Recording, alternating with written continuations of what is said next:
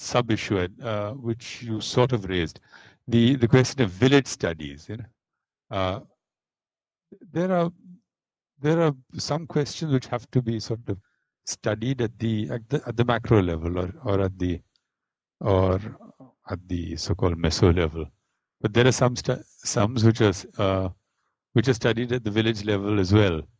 In India now, other countries as well, but certainly in India, the village is a particularly important unit of study. It continues to be because that in state power, landlordism is still represented as part of the represented as part of the ruling class in state power in India, and the field of operation of landlordism is at least partly the village itself. So it's not like living in, say, in the countryside in your part of the world or in England, where a village is a unit of neighborhood. It's this is actually a village here is a socio-economic unit. A village is a web of interrelationships in which the conditions of life and work of the majority of our population are determined. So the village has a very special significance. The village is the arena in which the landlord element in our ruling class, it's that in which it is sort of active.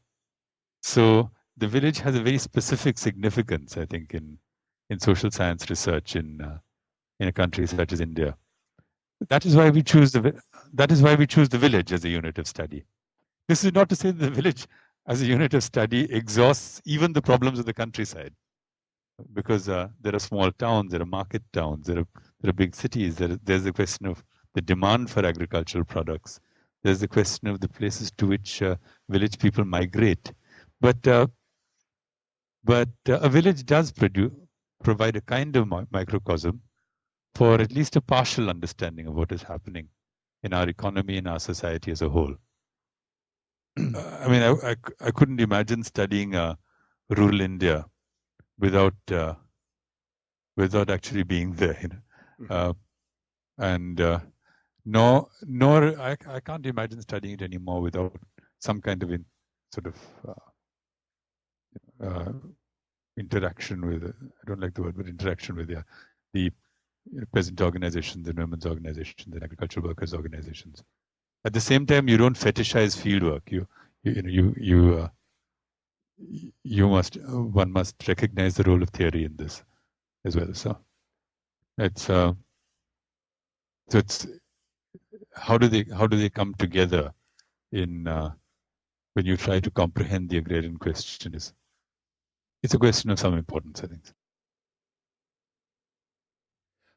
If we could take a couple of minutes and talk about your involvement in the State Planning Board. Well, in India we have state planning boards, and this is it's a requirement actually that we have. Each state has a planning board.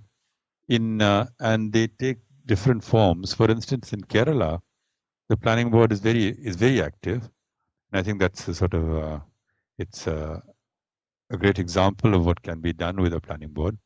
The vice chairman is the executive head of the planning board, and in Kerala, the vice chairman is the very famous Marxist economist Prabhat Patnaik. He is the vice chairman, and it's a group of economists and experts who are full-time members of the planning board, and they allocate different areas of development between themselves, and they help in formulating plans and in monitoring and evaluating achievements. In fact, in Kerala, the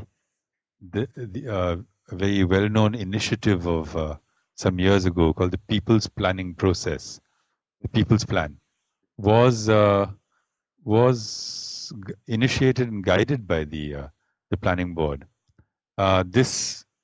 The present planning board under the present left government, and which is, as I said, the executive head of which is Pravat Patnaik, has steered a sort of a bill, has proposed a policy of debt relief for farmers who've been affected by recent policies of liberalization and globalization.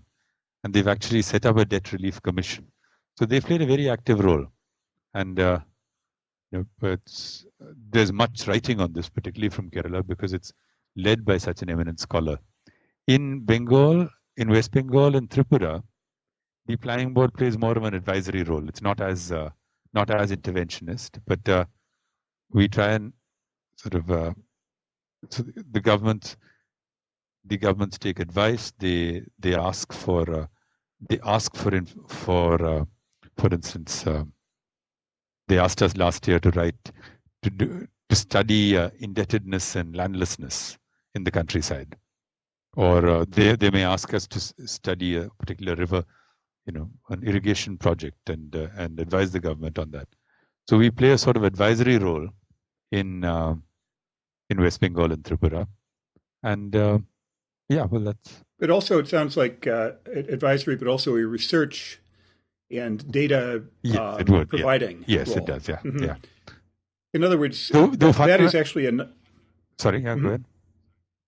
Well, it's a nice example of the connection between social science study and the effort to move forward, to make real political, social progress. Yeah, although if you want statewide data, large-scale data, generally statewide data and large-scale data in India are generated by government agencies of different types. Now, state government agencies vary in the quality of the data that they produce, but India does have some kind of tradition of large-scale sample surveys and of a very huge census-taking mechanism every 10 years. So we do have, in the country as a whole, has a statistical system that is, if not always, as good as academics would want it, it's still, I think, one of the most large-scale and detailed. It generates among the most large-scale and detailed databases, certainly in the less developed countries. I was wondering if there's a substantial statistical group who are actively making use of that data and trying to make sense of it. Oh yes, in India, I mean, data users. I think there is a long tradition of scholarship that demands and uses data that's being generated all the time. So, and there's a close involvement between sections of academia and the government's data collecting agencies, such as the National Sample Survey and others.